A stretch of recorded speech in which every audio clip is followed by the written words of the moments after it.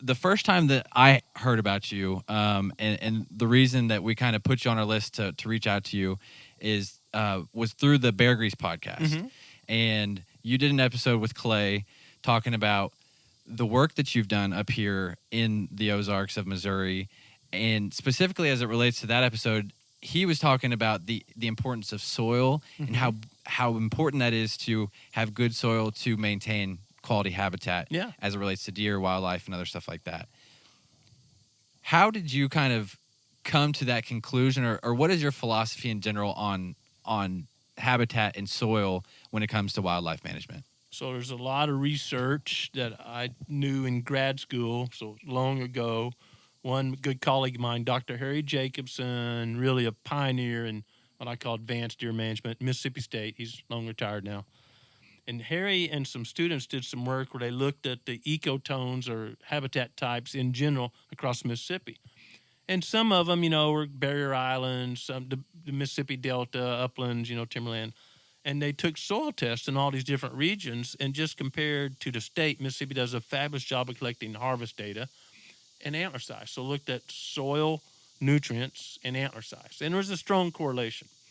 And that was, again, not, cutting edge. It was at the time, but not for now. But that got me thinking long ago. I was raised on a farm. And then right behind us, this big field you see behind that house over there. When Tracy and I bought this place, my wife Tracy, I wanted to make a food plot. And they'd fed cows out there. And that was just locust trees and Sericea lespedeza and cedars. It was just garbage, right? Yeah, just totally neglected. Yeah.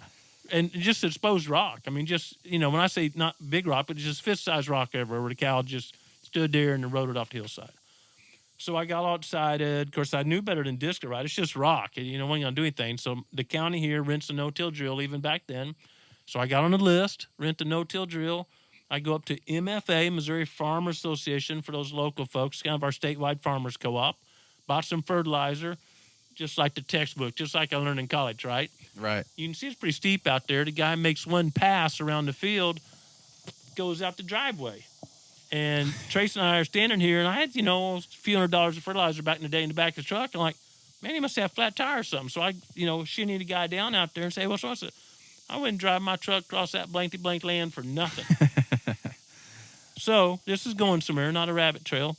So I'm like, dang, that hurts. So he didn't give me credit for my fertilizer. So I hop my truck, go down to Berryville, Arkansas. It was the closest tractor dealer around here to buy a fertilizer spreader. I'm just going to put it behind my tractor and, spread my own fertilizer. Sure.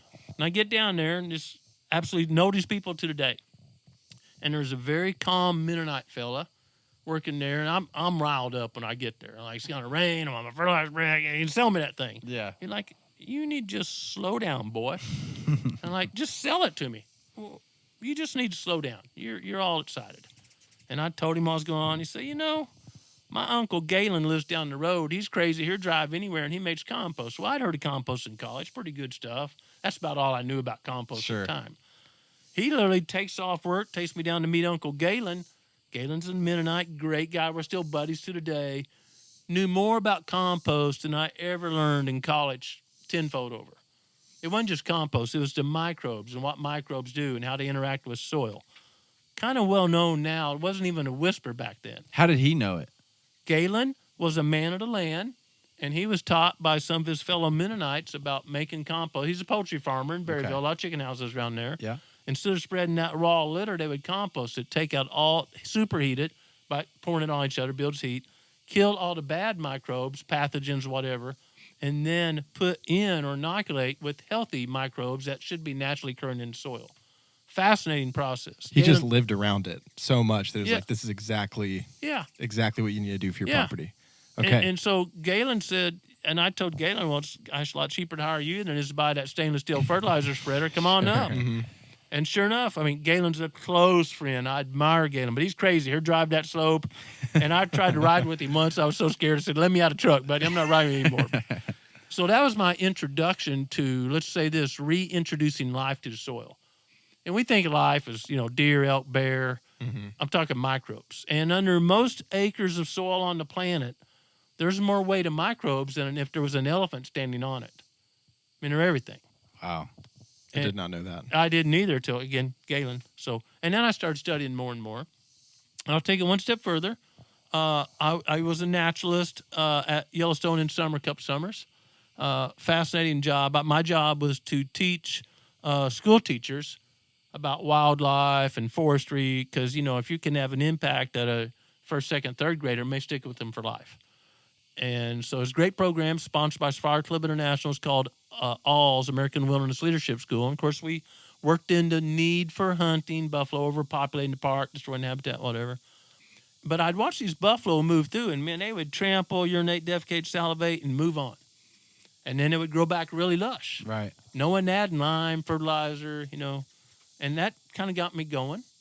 And just a sequence of events like that, to abbreviate, led to where I am today of understanding microbes. We use no synthetic fertilizer. If you look at that field, it's pretty dark green. We're in a drought right now, and it's about 6 foot tall. If we walked out there, sun hip and 7 other species growing. It hadn't seen fertilizer in 9 years now. Wow. And this is the Ozarks, folks. Yeah. Shallow, rocky soil. In that field, we've built about 6 inches of black soil on top of the rocks. And I was taught in college, it takes 1,000 years for rock to turn to soil. And I think that's true. If we left a rock here on this table in front of us and, no microbes really involved. Sure. It probably would take a long time. Who knows what 1,000 years is? I don't think any human really knows that, but take a long time. Yeah. But in a to add how much soil? Sorry, an inch. An inch for 1,000 years. But in a relatively short time, we've built about 6 inches out there. 6 inches. Yeah, just by letting plants and microbes and deer, primarily deer, salivate, urinate, defecate. Because in a deer's rumen, where they're digesting their food, you take a teaspoon out of that first big paunch. They don't have 4 stomachs. They have 1 stomach with 4 chambers. And you take a teaspoon of that, they have about 1 trillion microbes in there. And average-sized deer salivates about 2 gallons a day, because they're regurgitating their food and that whole process of a ruminant. So they're just adding microbes like crazy. When they walk across that field, if you look at a deer, you really zoom in your camera and watch it, it's dripping saliva about everywhere it goes. They're nasty little rascals. And all of that is going back into the soil. And the microbes, you're saying they're living organisms. Absolutely living. We say microbes because people freak out and you say bacteria. They're bacteria. Okay. We're always told, wash your hands, you get some bacteria on you, Well, human body has about 4 pounds of bacteria, and if we don't have it, we die quickly. Mm-hmm. So not all microbes are bad, and not all insects are bad. Insects, There's about 1,700 species of beneficial insects for ag farmers, food plotters, whatever, to one pest. And a lot of those beneficial species are predators. But when we spray in an insecticide, it's rarely selective. So we kill the good stuff with the bad, and the bad gets a leg up and keeps going because it had that natural control out there. So no herbicide, no fungicide, no insecticide. And I'll put amazement on here that I think a lot of hunters can relate to. So right over here is the Stone and Taney County line. We're split. And counties are big in Missouri, and they're laid out. It was about a 15-mile ride to the county seat from here in the county. That was considered a one-horseback day. So anyone need to be able to get to the county seat in one day. A little history here. So the county's about 30 miles. I mean, pretty big county, right? So I'm split by 2 counties, goes right through that valley, right through the middle of the property. And when Trace and I purchased this place, I looked it up. Now, back in the day, if you killed a pretty good deer, Pope and Young, Boone and Crockett, most people registered. Not true now because everyone's hung up on net score, gross score order. But back in the day, you just registered it. And when we bought this property, I looked it up, and the record book deer, I'm not saying there wasn't any bigger, but the biggest one ever recorded was a 131. Well, we've harvested 170-inch deer. Oh, my gosh. No deer moved in, just good habitat work, good groceries, letting deer get a little older. That's that soil correlating with antler growth. Part of it, yeah. Part of that. People were shooting deer when they were young. My first deer I killed was a button buck. Second deer I killed was a button buck. Maybe third, fourth, I don't remember, So. But anyway, let them get a little age. Yeah. Okay, I'm gonna go back. I want to hear about where are you from, like originally, and how did you kind of go the route of? You said you were a naturalist in Yellowstone. Yeah. What did you study in school? I know obviously you have your PhD now. Like, let's just kind of start from ground zero, if you don't mind. Yeah, where'd you grow up? Just 45 minutes to an hour from here, just right on the edges of Ozark Plateau, not quite this deep, at a little town called Republic, Missouri.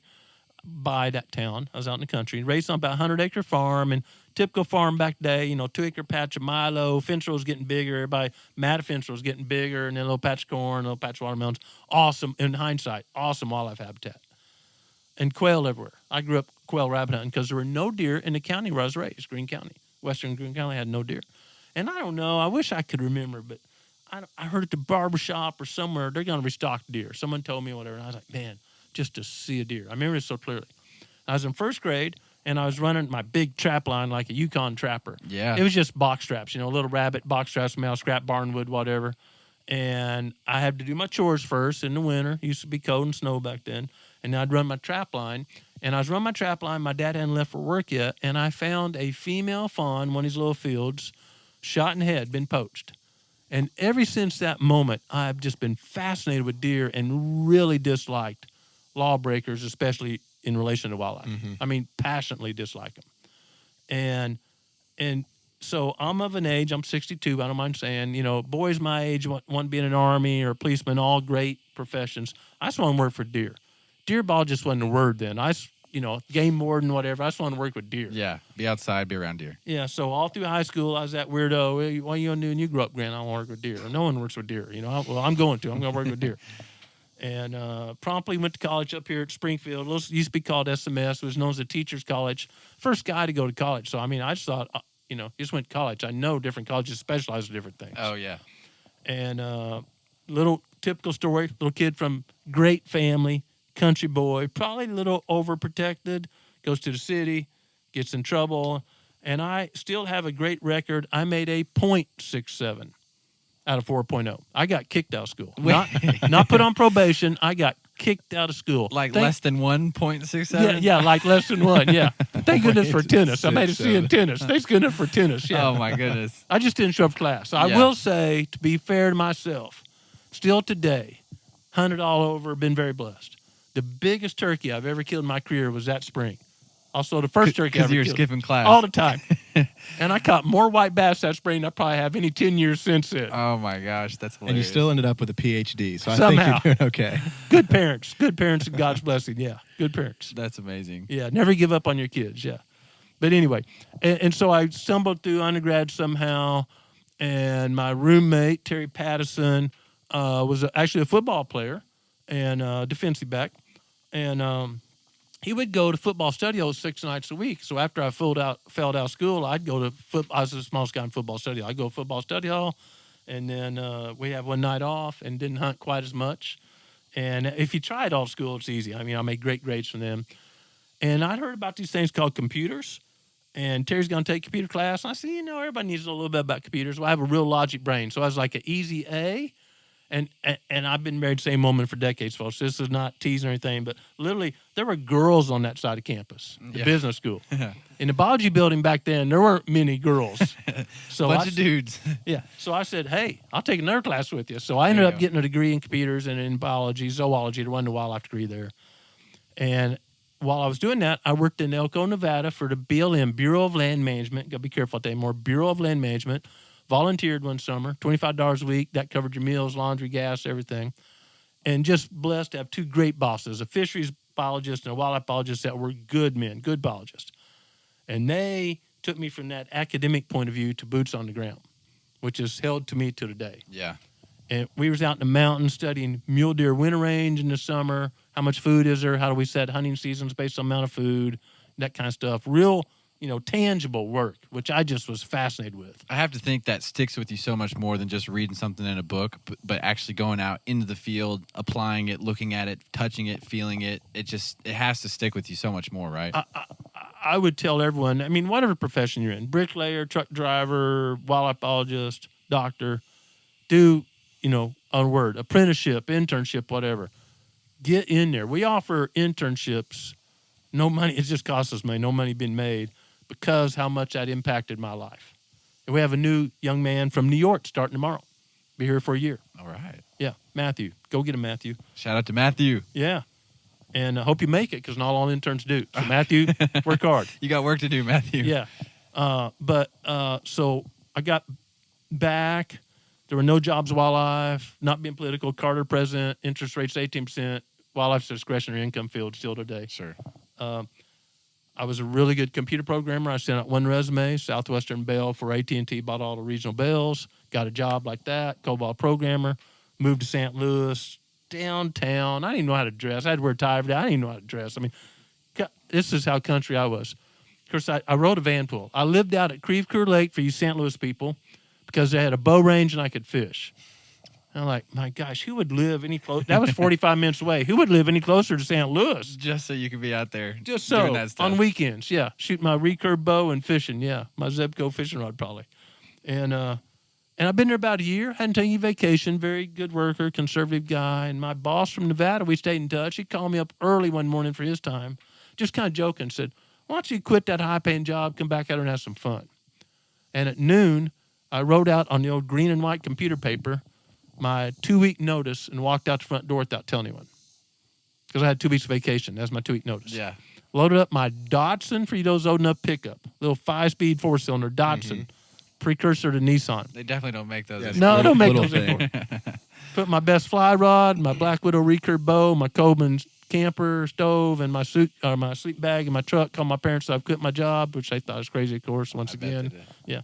And drove to Nevada and knocked on the door, said, I sure hope you got that job you talked about. Folks, don't be scared. Take a chance to follow your passion. Seriously, talk about some faith. Now, you got passion. I mean, you just can't, I want to do this summer. That don't work. And so they gave me a summer job, but halfway through the summer said, hey, Grant, we have no budget for this. So we just kind of winged it on you. You got to get a job, son. So in that day, probably still today, if you got nothing to do, you either go to grad school or be a real estate agent. Well, I didn't want to be a real estate agent, so I started calling around. It's midsummer. Everyone had given all their scholarships away. Called back to school like, went to here. So we've got no main biology, but they need computer teachers, and you got a year of real-world experience, which was big back then. So I taught computers to pay my way for my master's. And I did it on scrape behavior about 20 miles this way. And I shared off camera a little bit earlier that I was speaking in Kansas City. They called the school and said, hey, you got anyone? We have a Sparks Liberty National Banquet. Just need someone to talk about wildlife for 15, 20 minutes. Only kid we got doing anything on game animals is Grant. He's working on scrape behavior. Send him up. And I had a chunky little, $2,000 handy cam, which wasn't even called that back in the day. It was horrible. Cost more and horrible. Yeah. And a battery about the size of a Caterpillar battery. Would it last you like 30 minutes? Yeah, probably. Yeah. You'd get a sweat up going out there. Yeah. Didn't have enough money for budget, so I just climbed trees and sat on limbs. No safety harness or anything. I mean, God's with me because I should be dead. And I'd filmed some deer using scrapes. I don't know if anyone ever filmed deer using scrapes at that time. And somehow some shop in town helped us convert those to still images because all we had was 35 mm slides, no PowerPoint. Went up there, give my presentation. Everyone's really fancy dressed. I'm still indebted to Sparks Liberty National. Certainly indebted to them, but that wasn't my crowd, right? I mean, they all killed elephants and all that stuff. I'm killing button bucks, Yeah. And I sat down just nervous. And about 10, 11-year-old kid comes up and said, my dad wants to talk to you in the hallway. Like, man, I've boogered up here. Man, I've offended someone. And I go out there and the guy says, hey, I liked your presentation. Your technique's kind of crude, but I like it. And, hey, by the way, I'm a big hunter, and I'm an infrared engineer. I didn't know what that meant. And I've come up with this camera that a deer will trip and take a picture of itself if everything works right. Well, that's the first trail camera. And wow. I couldn't hardly believe it.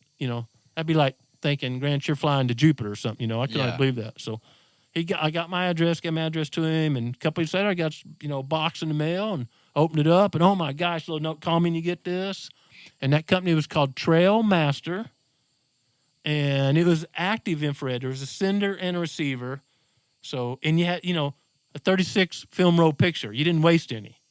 When you say active, a receiver and a sender, that's like two, like a garage door where you have a laser beam going across and it bounces back. Okay. Yeah. And if something broke that beam, you could kind of adjust the sensitivity a little bit, not much. Gotcha. It would take pictures. Okay. So you'd set something on one end and then have the camera on the other. Pointed at a time. Got it. I mean, you're out in the woods, right? Trees are never level. They look leveled or not, Right. It was so crude, but it was state of the art. That's the first one ever.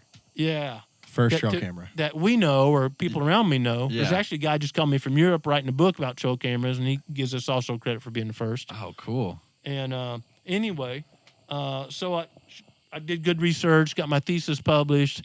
The big stud meeting in the deer world is called the Southeastern Deer Study Group. And it's still today the biggest meeting about whitetail deer, period, bar none. People even out of Southeast, North, whatever, come to that. It's the meeting. And I'm so nervous, little, pointy-head graduate student from nothing school, Texas A&M, University of Georgia, big stud powerhouse wildlife school, Mississippi State. And but I had these slides, which no one ever seen, right? Turns out does use scrapes more than bucks, and button bucks use them all the time, and all this stuff. We take for you guys, yeah, but no one knew that back then, right? And so it was a big time publication, not boasting. It was the technology, not me. And to tell you how much I'm not boasting, of course, I started getting offers to go on, you know. And sure. I'm thinking, man, I'm good. I'm a big shot now. They didn't want me. They just wanted those trail cameras because you couldn't buy them. I had 6 of them. They just wanted the 6 I had. They didn't care anything about me. Sure, yeah. And got selected, went to University of Georgia on I already had a master's, but a master's PhD track program. Okay. Use those cameras longer. And doing my research on a plantation, South Carolina, on rub behavior, great big rubs. Like we didn't call it a rub unless you could climb a tree stand. Big rubs. And that was due to, I didn't know it at that time, but a really aggressive deer herd. That's one of the first quality deer management deer herds in that part of the South. And they were shooting as many bucks as does, letting bucks get older. So, of course, you get bigger rubs. But sure. We didn't know why at the time. Oh, my gosh, these deer, Frankenstein, they rub big trees here. Yeah. And did research on that. Going great, slamming it. And Hurricane Hugo's this storm out in the ocean. So where I'm from, Missouri, hurricane. Got a little closer, like it's going to come in Charleston. I'm 17 miles out of Charleston, South Carolina, right up the river on this plantation. And I go to plantation manager, wasn't that much older than me, and said, hey, man, you think I ought to leave, go back to university? I'd be like a bad thunderstorm to get here. I don't know if you remember Hurricane Hugo, but it broke our wind gauge at 176 miles an hour and leveled most of the forest, leveled it.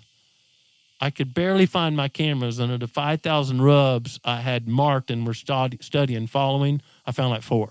Wow. So right in the middle of my program, I had to shift. And very cool. Joe Hamilton, still buddies, was a wildlife biologist for the state of South Carolina. Great guy, ahead of his time, way ahead of his time. He started the Quality Deer Management Association, now known as the National Deer Association. Joe was way ahead of his time. Very artsy guy, very poetic guy. And he was working on plantations. Say, hey, you can just shift your work over here. They were also doing some good work. And that plantation, by the way, is where the movie Forrest Gump was filmed, or a big part of it, with that oak tree, the old house. Oh, yeah. Yeah. I was there when they were filming that. No way. Yeah. I'm really mad at them because I had this great big buck. We called it the magnolia buck. Deer don't rub on magnolia trees a lot, but this buck rubbed on magnolia trees. And I knew when I'd find a magnolia rubbed, I knew it was that buck. Yeah. And I'd published in Deer and Deer Hunting magazine about this buck because it had pictures and all the stuff, And one of the set guys that, got set ready early in the morning, coming early in the morning, ran over that buck. No way. Yep.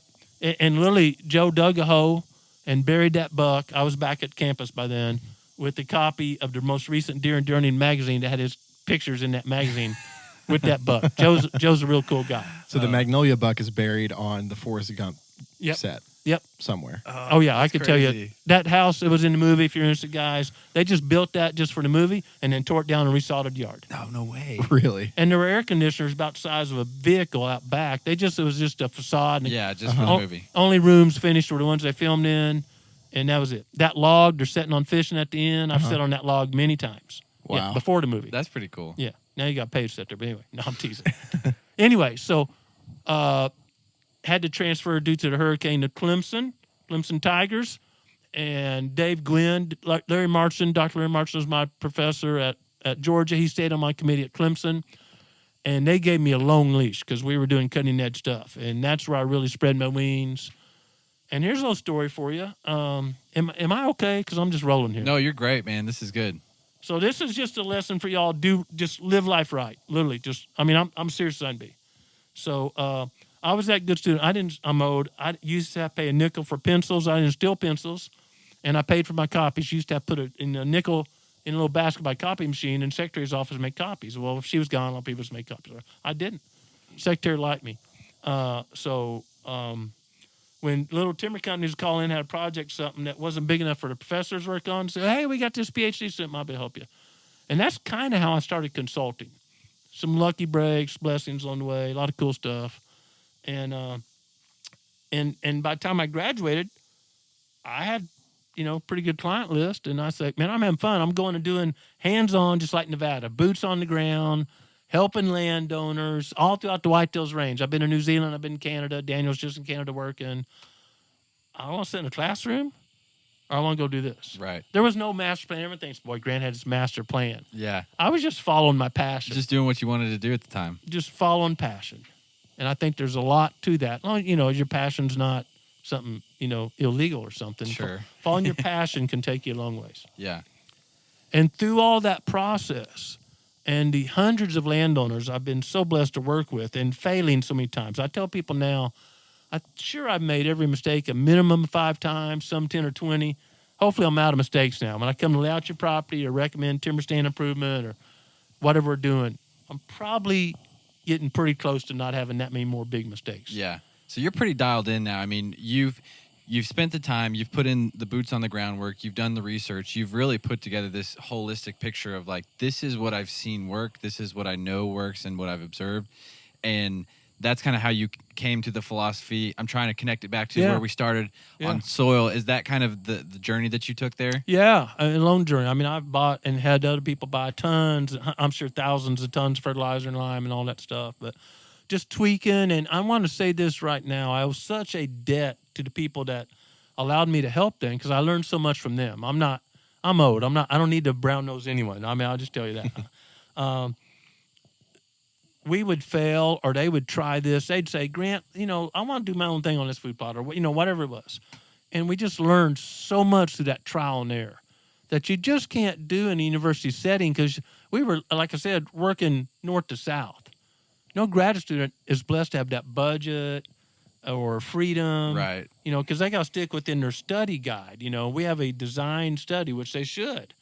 And, we're going to state a hypothesis. We're going to state how we're going to test this hypothesis. We're going to test it with the appropriate test, and we're going to publish our results with no bias. That's how it should work. Mm-hmm.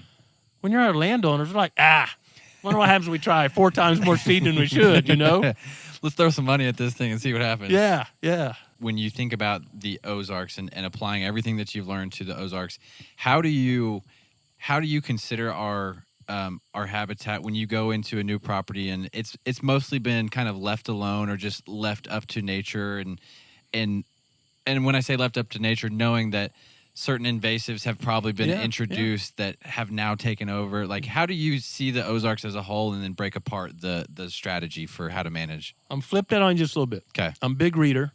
And one of the things I love to read is the early explorers. Everyone thinks Lewis and Clark, and that's certainly valid. Daniel Boone, that's awesome. He spells like I do. He wrote a lot, but he didn't spell too good.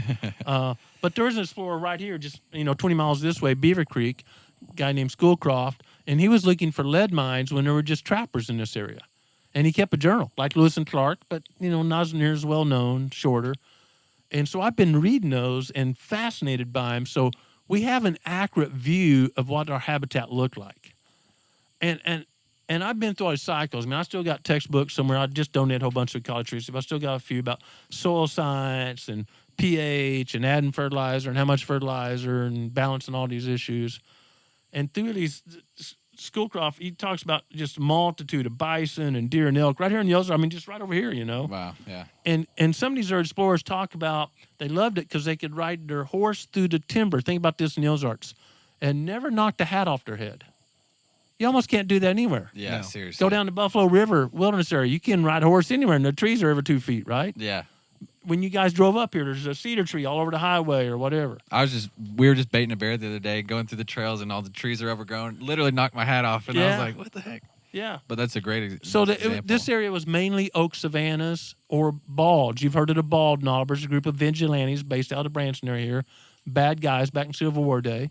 But they were named balds because they met on these grassy southwest slopes. There was nothing but grass, bald. Well, those are the hottest part, right? Sun really bakes down in the afternoon on those trees didn't grow. And those are all grasses and forbs. Incredible wildlife habitat. Mm-hmm. European settlers got here. Of course, they're going to fence that off, try to stop wildfire, put their cows on there. And if you see cedars now, they're mainly on those southwest facing slopes. Cedars are real drought hardy. Cattle don't eat cedars. So they selected 4 cedars.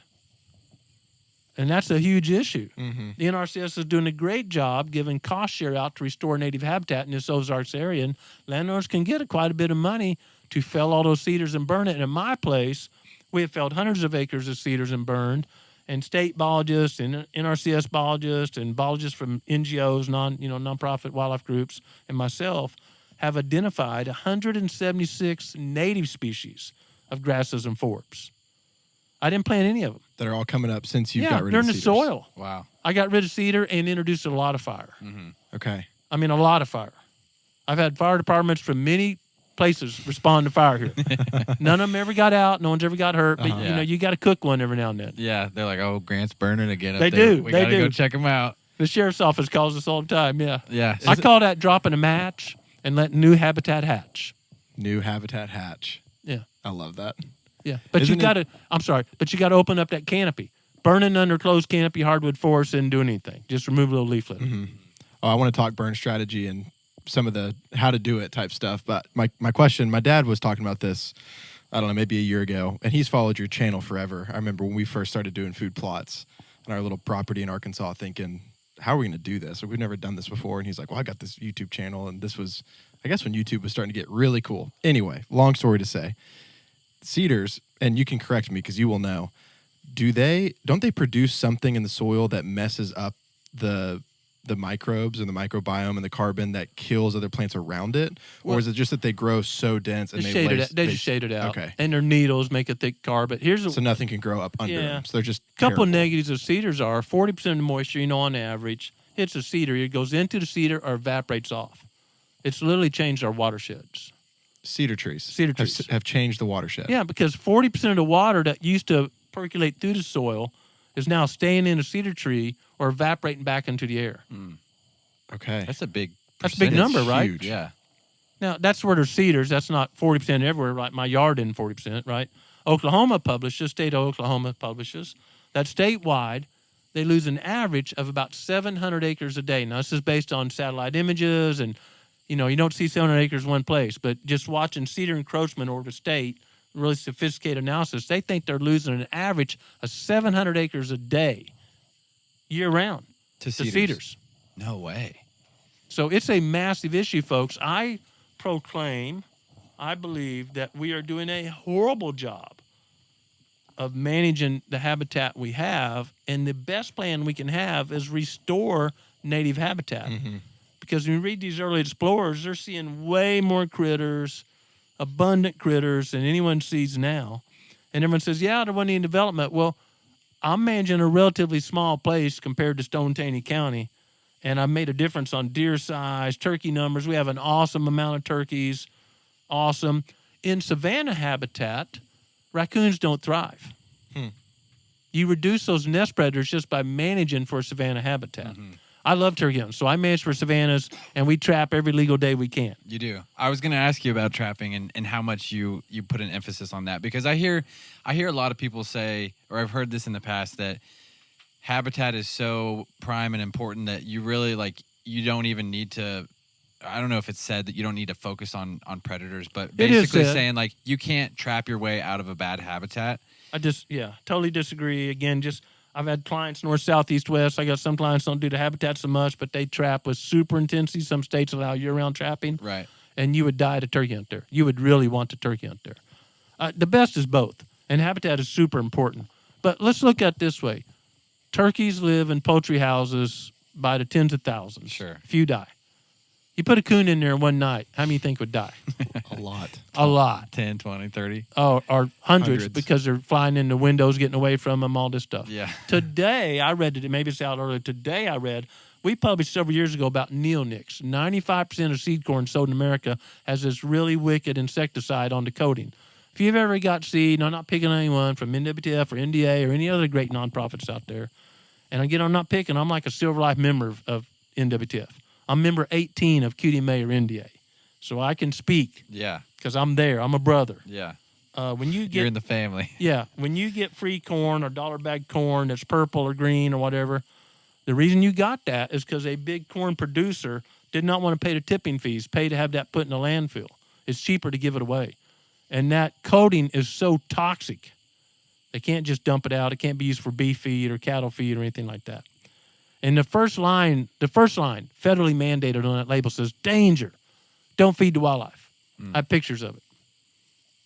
Yet most people to get that are broadcasting, and the turkeys are out there next day scratching, they're eating all my seed up.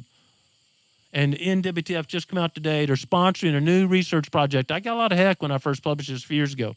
You can check the channel. We published neonics are bad. Mm-hmm. When you're killing turkeys, you open up a crop and it's full of green or orange or purple seed. That's poison they're ingesting. Oh, man, yeah. A lot of it. Neonic is a nicotinoid, nicotine. We used to dart deer way back in the day with nicotine. It's so cruel. We didn't know any better. It just paralyzes you. Deer's those eyeballs looking at you, just paralyzes them. So it paralyzes these little insects. Well, your little poult run around, and an insect, it's a big enough a neonics that it's kind of fluttering on the ground. That's like wiggling, a June bug in front of a bluegill. What do you think that poult's doing? Because they live off insects. Those are the easiest ones to catch. Right. They're getting a super dose. And so they just studied that maybe it's not infertility in the eggs. Oh, we got to save these old gobblers. Young gobblers are infertile. I never met too many teenagers that were infertile, right? We got super high pregnancy rates. So I'm just being honest here. Okay, so that theory doesn't hold any water whatsoever. At least not totally. But it turns out neonics may be causing these eggs to not be fertilized. Interesting. Just a theory right now. Let me say this so clearly. But gosh, and there's even better insecticides. There's a better way to do this. People thought planting fescue in the Ozarks was good. What's a catastrophic event? Yeah. Everyone says, we had no Quellimar. I grew up quelling. We had no Quellimar. Well, baby quail's about the size of a bumblebee. It can't walk through a fescue field. It's dead on sight. Too thick. Yeah, dead on sight. Little turkey poult, have a hard time going through all that stuff. Yeah. So talking about turkeys and talking about trapping, and as you're talking about insecticides here with neonics, maybe break down some of your other broader philosophies, like how you approach management on land. You talked a little bit about fire, just some strategies there, and kind of breaking apart, like how much do you focus on trapping, burning, species, letting the sunlight come through, TSI, all the stuff that I know you focus on. I would agree with the mass of podcasts out there that say habitat's number one. Okay. I disagree that trapping's a closer number two than a lot of people say. Okay. You can make a difference trapping. Again, the advantage of doing this, we've been incorporated 33 years, working before we incorporated and having all these clients all throughout. I've walked these properties. I've been blessed to turkey hunt these properties. Those people want to remain nameless for obvious reasons, but it works, period. Mm-hmm. If you combine habitat work and trapping like we have here, you end up with a super population. Yeah. And it's fun. I like standing on the ground here and 20 turkeys gobble. I mean, I don't mind that one bit. I don't mind I that. would love that. Yeah. So it's fun. We have 900 acres roughly working with now, 870-something, and we removed 139 nest predators last year, coons, possums, skunks. That doesn't sound, that's okay. What you don't know is we removed 115 the year before. So I do agree with everyone that says trapping is hard work. Yeah. And it's do it every year because juvenile males are going to move in. You create a vacuum. Deer are not territorial. They don't make scrapes, rubs, and mark territory. They don't do that at all. Predators, almost all predator species, are extremely territorial. You see coyote poop on the road, they're probably marking the boundary of their territory. Coon, same way. And so you create a void, they're moving in. We lobbied hard to get the MDC, Missouri Department of Conservation, to extend the trapping season closer to nesting season because those are the most important nest predators you can take off. Now, will we ever be 100%? No, because the federal birds, hawks and owls, they're protected. They take their share. Crows take their share. Snakes, I read a paper recently where it was done in South Summer. There are more rat snakes, big black snakes, rat snakes now than they ever recorded for because our habitat didn't manage like it used to. We don't rip a fire through it all the time, stuff like that. So there's a lot of things on a turkey sandwich or turkey egg. Can we make improvements unequivocally? Will we ever be perfect? No, I doubt it was. Daniel Boone wrote in his journal that when he went across Kentucky, there was never a day he didn't hear turkeys gobbling. Wow. How many people have a season, they go, boy, I didn't hear any turkeys gobble all season long. Yeah, all season. Daniel heard them all year round. Yeah. So savanna habitats, a lot of fire. If you own land, state agency, federal agency for wildlife, I think we should focus on replicating the habitat that was here pre-settlement. And it's easy to do. Well, how do we know that? Well, there's no Google Earth. There's these people that wrote these books. Mm-hmm. And I think that's the best we can go on. I think they're pretty accurate. Yeah. How quickly have you seen some of the improvements happening on properties from start date to when you're getting reports back going, this is working?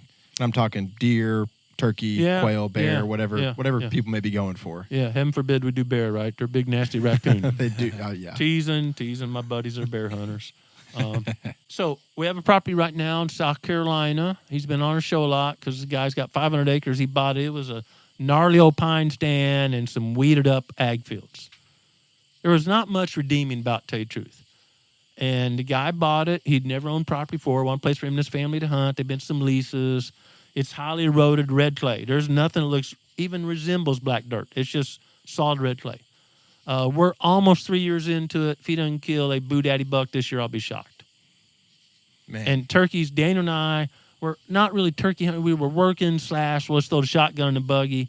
And heck, I don't know. We saw 50 turkeys that day. No way. Not really trying to hunt. Although it's awful tempting for me. Oh, I'm sure it is. I'm supposed to be focused on writing my notes here. Was that a gobble I heard over there? Just write it in the contract. Part of the management fee is we get to take a turkey as we're working. We get a spring hunt. George has been on our show a lot. George is down in Texas. We can talk about here too. And his dad had planted 2,800 acres in pines. So closed camp before us and I got there. I said, George, we got to cut a bunch of trees. We need to make a bunch of food plots. It's a pretty big project.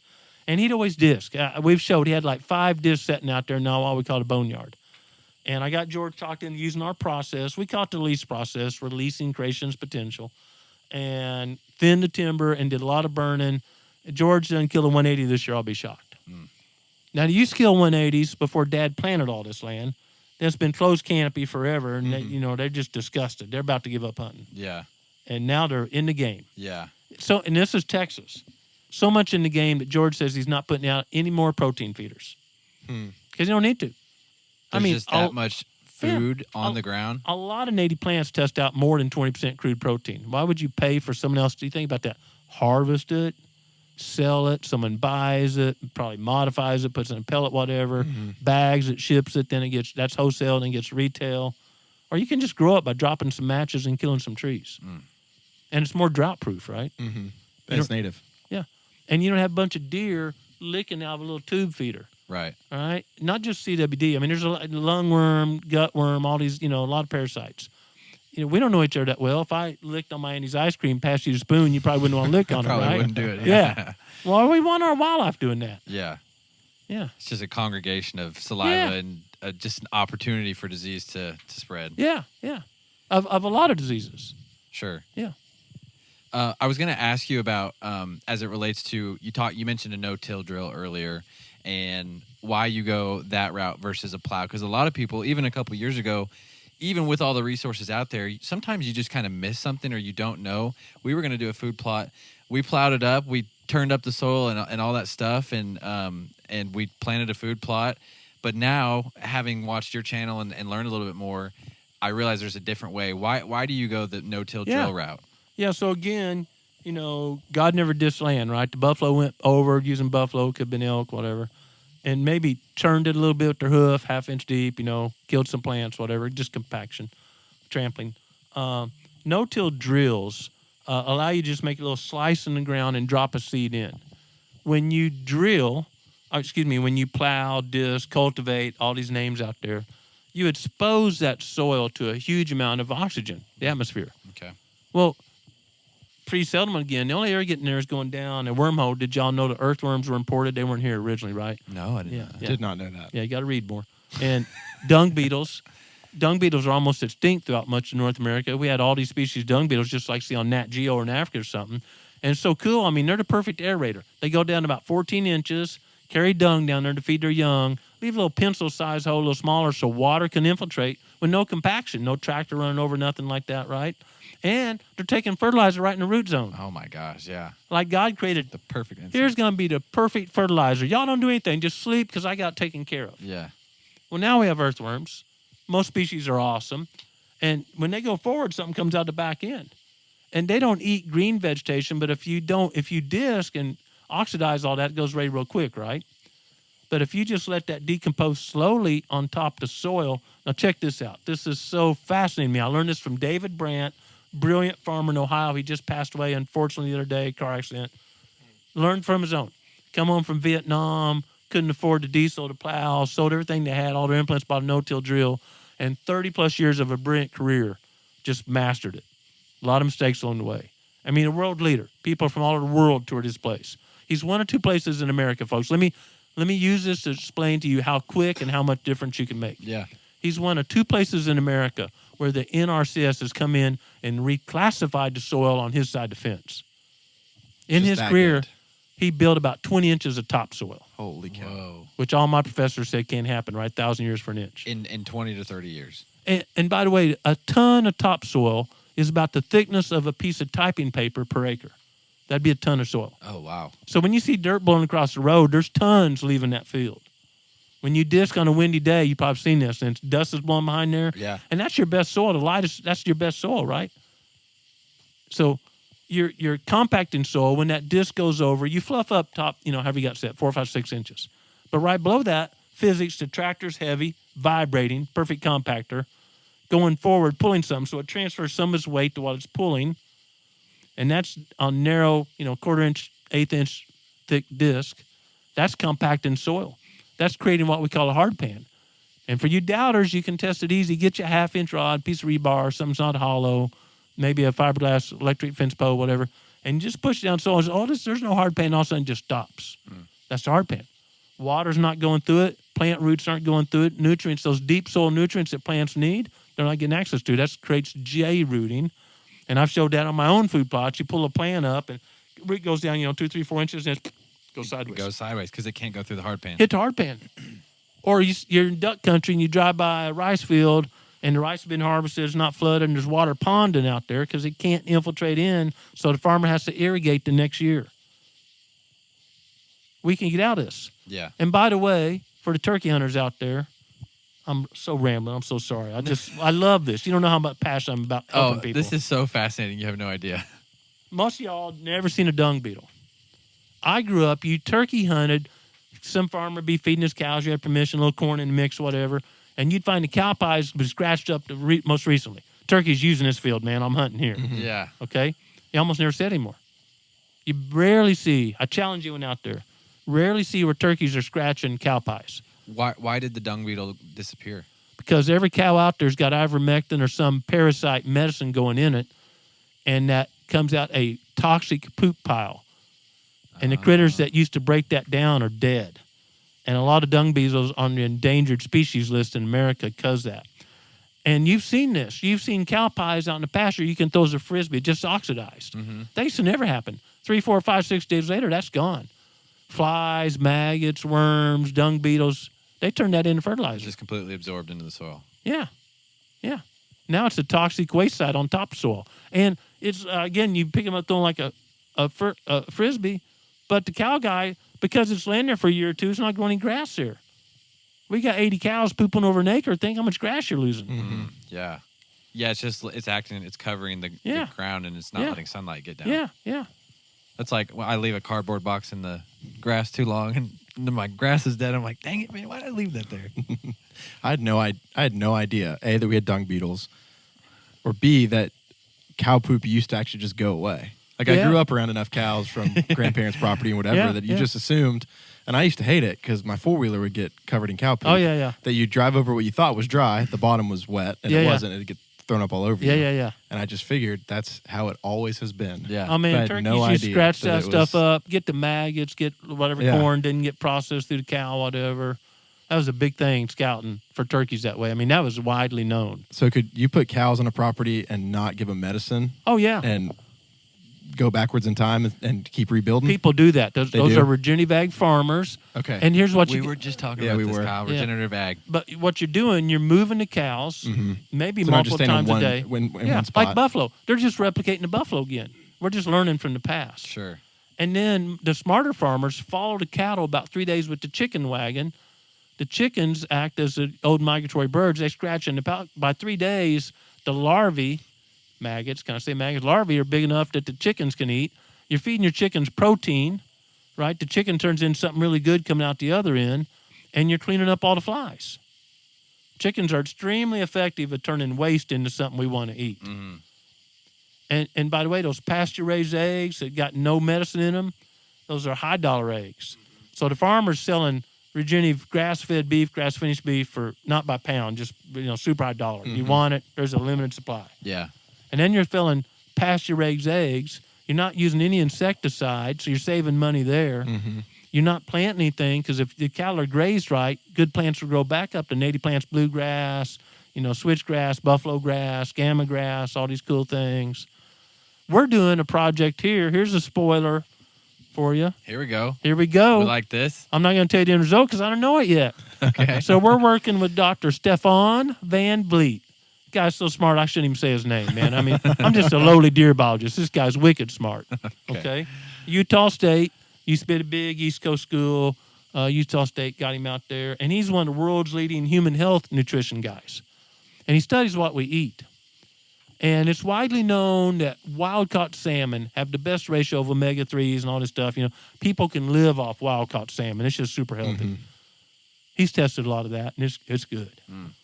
But the best meat he's ever tested is axis deer from Hawaii. Now, there were no deer on Hawaii. God made that just a bird sanctuary. Only species of mammal was a bat till man started moving stuff there. Okay? But someone let some axis deer out there long ago to hunt or whatever. They're doing a lot of damage because that habitat wasn't made for deer. But he tested some. They're just eating the native plants in the mountains of Hawaii. Highest quality meat he's ever tested. Because you think about a deer, they eat a little bite of this, a little bite of this. Not in Iowa where they eat soybeans or starve, right? Because there's no native vegetation in most of Iowa. Highest meat. So a mutual friend introduced us. I'm talking to him. I said, deer, there's a graph out of a European textbook. And you look at the width of the muzzle and the length of the muzzle, kind of tell how selective feeder are. Like a big elk or buffalo or cow, just give me more. Just give me grass. Give me grass, I'll turn it into meat. Right. Deer, they don't digest grass. They don't have the right microbes in their gut, man. You see a deer out in a fescue pasture, they're eating a ragweed or a bit of clover. They're not eating fescue. They can't digest it. Okay? That's a tough one to get people. Well, I see deer out behind my house all the time. You might see me drive by, a place that serves snails, but that doesn't mean I'm eating those rascals. Sure. So, anyway, we're doing a project this fall. We're taking deer from 3 of my study sites here, like the pure gold standard. We have no fertilizer, no herbicide, no nothing like that. Mr. Chris Berry in South Carolina, just getting started, still got weed juice, a little bit of herbicide, no fertilizer. And then one of my clients up in Iowa, if it's in a jug, they put it on the land. And we're going to test the quality of that meat from a human consumption point of view. Oh. We're all taking 20 deer. This hurts 2 ounces of the loin, 2 ounces of the liver. They test for over 500 nutritional qualities out of that meat. Really? Different compounds, not just NP and K, different compounds, different combinations. And I'm so excited. Man, that's going to be cool. I'm so excited because I think not only is this going to encourage more people to manage native habitat and good quality food plots without using all the junk out there. Yeah. But we need a way to get people to harvest more does because doe harvest is slacking in America. Mm-hmm. We got, every hunter says we need more deer, but in a lot of places we have so many deer that are hurting the habitat, hurting themselves. And all of a sudden people realize the best meat known on the planet you can put in your mouth. I'm not saying this is true yet because the research is not done, but there's good indication might be from that wild free-ranging deer, not a deer that goes ahead in a corn pile. I'm talking making a living off native groceries. Yeah. Could be the best meat you could give your family. Really? I remember an old Jeff Foxworthy skit long ago. He put these buck teeth, things in, and he had this little whiteboard out there by his old camper in the woods or whatever. He said, now, I just don't understand this. My wife gets on me going deer hunt, but, I spent what it was, $100 on a new bow and $300 on my lease and, on down the list. And I killed a doe last year that got 50 pounds of meat, and that's the best meat on the planet. I think she should be thankful we're eating the best meat in the neighborhood. We had this little skit. Well, turns out that skit may be true. And maybe we can justify buying that land or doing stuff because we're feeding our family.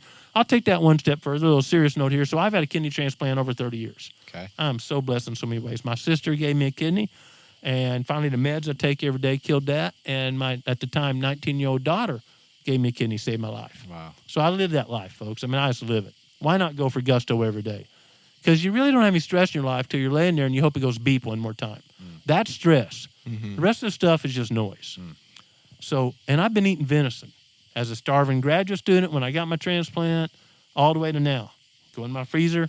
There's a little bit of venison left from last season. Time to restock that rascal. Time to get it back full.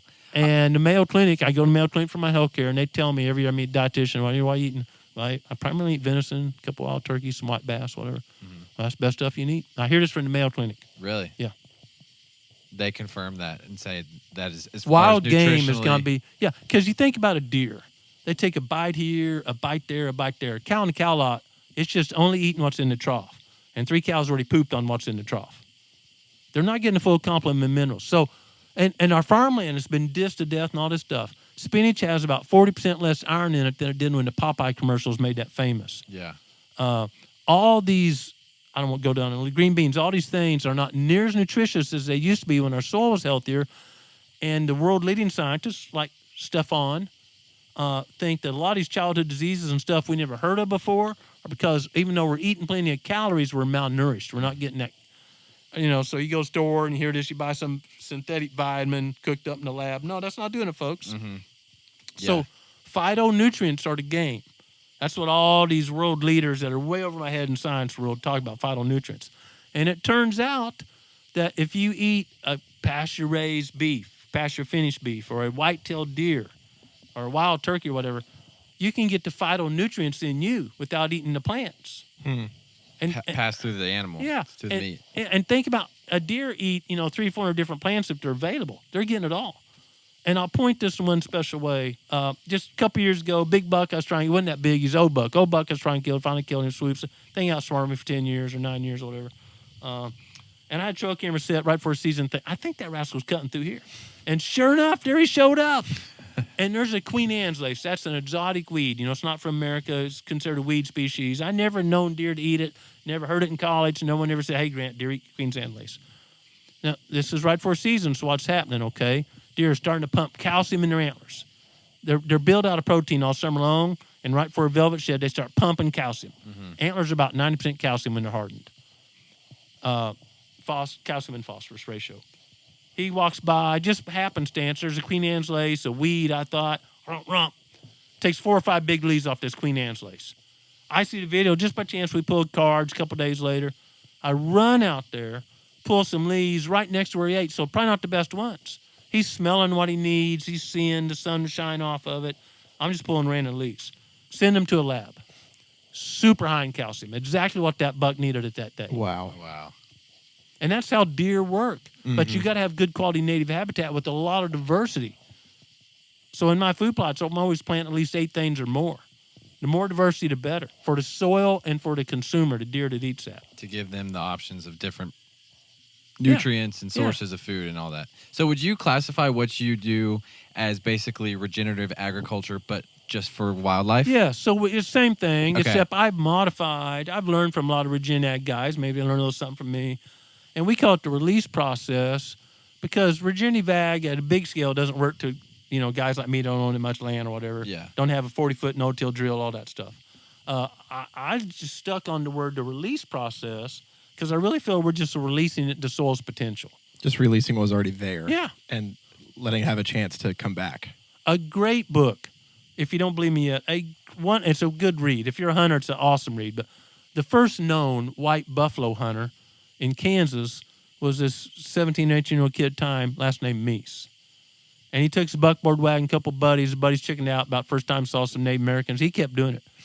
He's actually lived through all the buffalo. So sad he was part of that buffalo harvest. And founded the town of Wichita, laid out the streets of Wichita. And the man was a brilliant guy and a smart observer. And he took notes about the plants and the animals he saw. Another little mini Lewis and Clark. Mm-hmm. Talk about encountering Native Americans hiding in stump holes of trees or whatever. It's a fascinating read. It's his journal. It's his journal. Mises' journal. Yeah. I can send you a link or whatever. Yes. You can get on Amazon wherever you buy books, whatever. Yeah. Fascinating read. I've recommended this to so many people because firsthand observations of what the prairie was like. Right.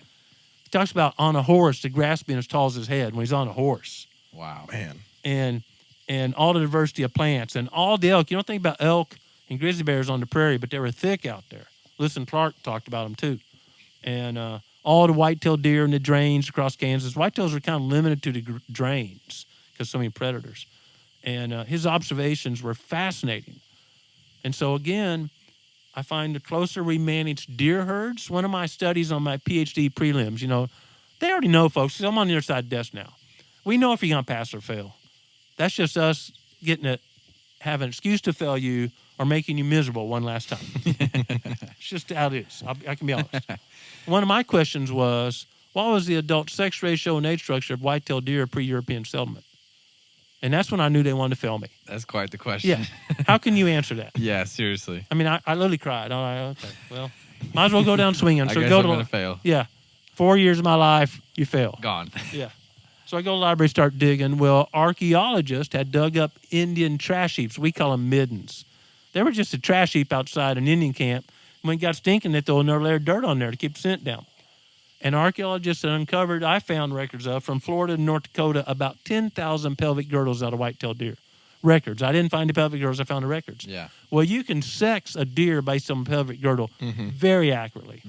And you can put them in, fawn, yearling really accurately, 2, 3, 3, 4, 5, what I call management age classes. So I rebuilt, I don't know anyone ever done that, but I rebuilt what was the sex ratio and egg structure of white-tailed deer pre-European settlement. Wow. And their bucks and does, I didn't find many fawn records because you think about that, fawn pelvic girdle hadn't calcified, so it decomposed. Oh, because it's still growing. It's still soft. Yeah. Okay. But I knew they were out there because I kept having all these 2 and 3, 4-year-olds. That all, you had to have fawn somehow, folks. Sure. So rebuilt that deer herd, and the adult sex ratio was about 50-50. Wow. Harvested sex ratio. Now you think about it. These are primitive weapons, no ozone, no G5 broadhead, these are primitive weapons, and they still harvested 50% bucks, 50% does, and their average buck was 3 years old or older. Wow. Because that was what was on the landscape. That's what was here. Mm-hmm. Now, I'm not saying they were magic managers or, some romantic tale. That's just what was here. And they were healthy because the habitat was so healthy. Man, that is cool. I have kind of an anecdote, and I want to see if you agree with it or don't. So it kind of leads into a question, I guess. But Kyle and I are always talking back and forth about, especially our generation. We do a podcast, but we also hunt and fish and all that kind of stuff. Yeah. It's what is going to get what's going to get the next generation of outdoorsmen and women to get excited about conservation and hunting and fishing and heritage and all that kind of stuff. And we were talking with Austin Booth of Arkansas Game and Fish, and that's where we'd heard, maybe officially from Game and Fish for the first time, that it was the game species of waterfowl and game species of mammals that are they're keeping. It was like where what's the word? It was like all these bird species are disappearing off the landscape, but the waterfowl, That's what it was. Where it's treasured, where you have these organizations stood up around to protect these animals. They're flourishing. They're growing. Yeah. And then now you're talking about how maybe the best food you can be eating if vegetables aren't cutting it anymore because we have pesticides and insecticides on them, and then your cows and your mega farms and all of that. The best you can be eating is native critters, free-ranging wildlife. Free-ranging wildlife of native deer and all of that turkey. Is there a world, and this is kind of the question, I'd see if it makes sense, is there a world in which kind of the revitalization of hunting and the outdoor lifestyle kind of gets married and merged to where game species are being intentionally cared for because modern man gets to a place where it's actually the best thing to be eating? And we kind of see a resurgence of that lifestyle. I think we're question. trending that way. I don't know if, we got 350 plus minus million people in America. That, deer would get really skinny pretty quick around here, right? So not sure that's the total answer, but as far as retaining hunters, let's be really clear about this. Depending on which study you read, whatever. In America, there's all these numbers, but let's take the middle. About 5% of us buy a hunting license. We're not going to do it by voting. That's totally a fantasy. That will never happen again. Okay, in my mind. So it has to be fun. It has to be beneficial. And how we have done this to the point, I'm sure you all know the Pittman-Johnson Act and Dingell-Johnson, Pittman-Robson, all this stuff.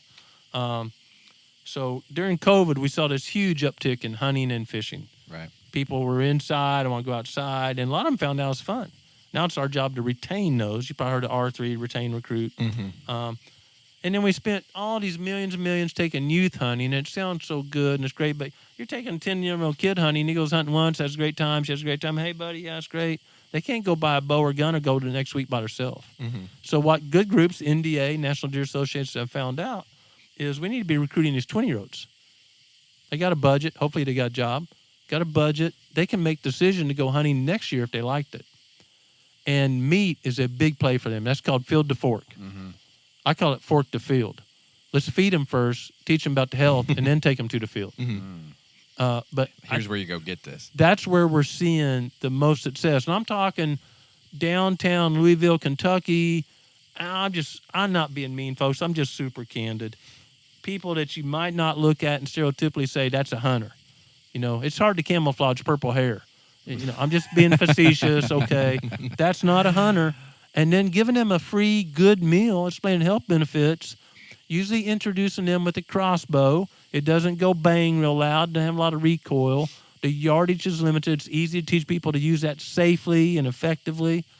And those programs are limited by budget and instructors, but they're super successful. And then they can have kids and make them hunters. I think we're barking up their own tree. And a lot of groups, I won't call their names out here because they probably won't admit it in public yet.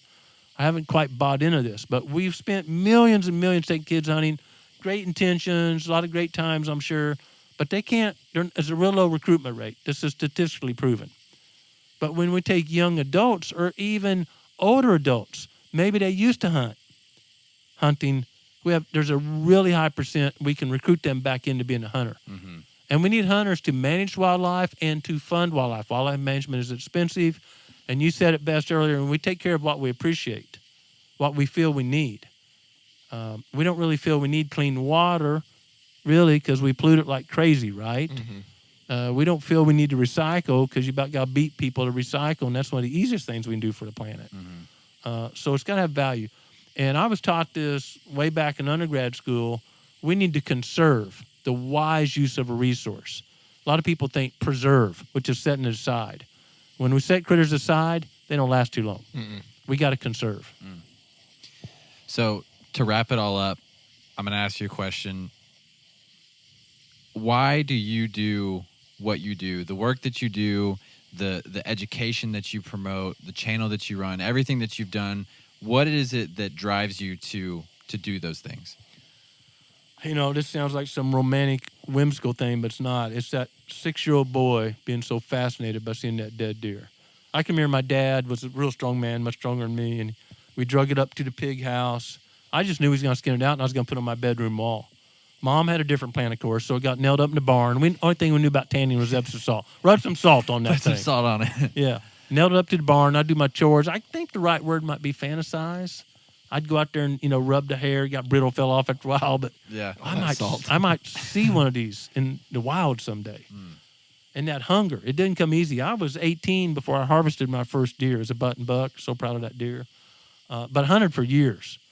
No one in my family was harvesting deer. We just had that drive to go. Yeah. Instill that drive and appreciation. And from what I've been blessed to learn, we can do a better job taking care of the habitat. We can get rid of all the nitrates running down the river. I'm sure y'all know it, a hypoxia zone. Well, I'm pro-farming, folks, as much as anyone on this planet, but that's farmer caused. That's nitrates from nitrogen fertilizer leaching out of soil. We can clean that up. Over every ton, over every acre on the planet, there's over 30 tons of nitrogen in air. We breathe in all the time. We just got to plant some legumes in our rotation and put that nitrogen in soil and stop plowing that causes us to go back up. So what drives me, I think we can have a better planet. We can, and it's not complicated. We don't have to have some magic, in the deep lab, carbon vacuum. We know that plants will pull more carbon out of the air and put it deep in the soil profile than they release if we're not disking all the time. Deep in the soil profile, 50 inches down, 60 inches down. Good soil's black. We all know that. Well, carbon's black. Yeah. When you see a gray field, that's because the carbon's gone. We just got to take it out of the air, put it back in the dirt. We can't get rid of carbon because plants, that's C6, 6 carbons, H12O6, the recipe for photosynthesis, the product. 6 carbons. Plants die if we don't have carbon, folks. We just got to put it back where it belongs. Yeah. So that passion to help people understand these simple processes, not make it complicated, have fun deer hunting.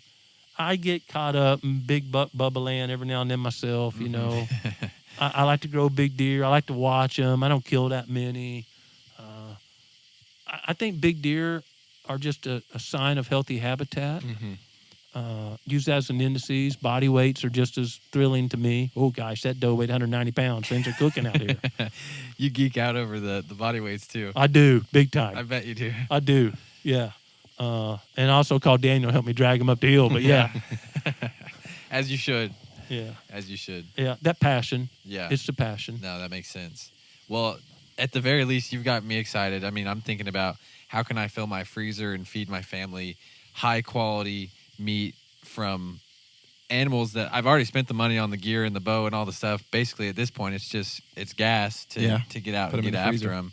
And so you got me looking forward to season already. Well, and I love that we went from first trail cameras, scrape and rub research to growing deer to, no, we can help the planet with this stuff. Like if people think hunters don't matter or outdoorsmen don't matter, I think they're wrong. I mean, I know I'm the most speaking to an they're echo wrong. chamber here, but it's We all it's agree, true. We sure. can actually not just make an impact on your little property where you live, but you can make every stream you'll ever interact with healthier again, or every lake and every part of the woods, and it's just human flourishing. I mean, it's philosophical. I know we went there, but it's like that gets me excited. Maybe help solve or reduce some childhood diseases because we're feeding our kids a little better, right? Mm-hmm. Which all starts in the womb. That starts with prenatal health.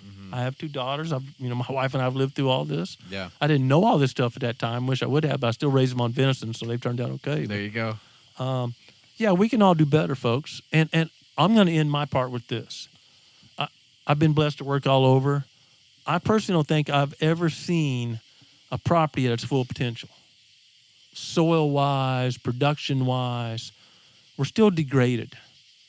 And watching those little incremental changes at Chris's place in South Carolina, we're growing a black layer on top of that red clay. South Carolina averaged losing 17 inches of topsoil during cotton farming days. I'm not that guy that's mad. They didn't know any better. Just trying to make a living. Get over it, folks. We're way past that. Yeah. But we can regenerate that soil. We can do so much more. We can clean up our streams. We can stop the invasive eastern red cedar, Johnson grass. We should learn, right? Stop moving invasive species. That doesn't work. I mean, no one's mad at pheasants, but there's very few examples where we brought a critter from one planet or a plant from one continent to another and it worked out well. There are very few examples, but there's a lot of catastrophes. And we can do it just working together. It's not a money thing. It's just working together.